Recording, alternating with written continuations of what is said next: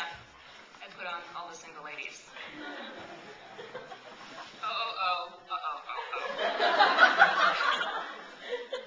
Best song ever.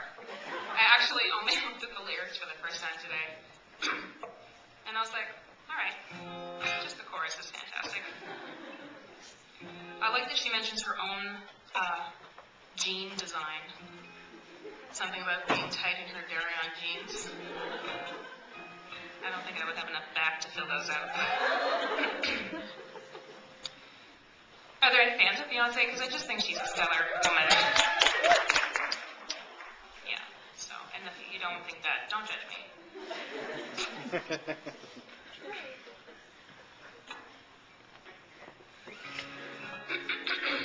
And back to the topic of death.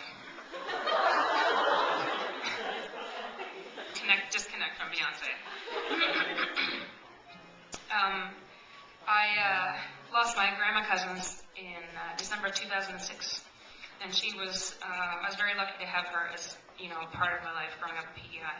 She had a house in town, and she would take us to the pool to swim, and she would make really salty Kraft dinner, which is called Kraft macaroni and cheese here. We just call it Kraft dinner. And it's really salty. And she would make shake and bake chicken, but she would put chips on it. Not the shake and bake powder, but potato chips. Genius. This woman was a genius. And she'd be like, go and wash these grapes and put them in a bowl. And then she'd be like, here's a chocolate bar.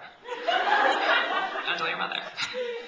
And she was amazing. She was a teacher for a bajillion years, and she suffered quite a bit of heartache early in her marriage. She lost her husband, and then she lost her only daughter to a drunk driver, which I can't imagine that. I can't imagine what that's like. And she was the strongest woman that I have ever met. And if there's any ounce of her in me, I'll be very lucky.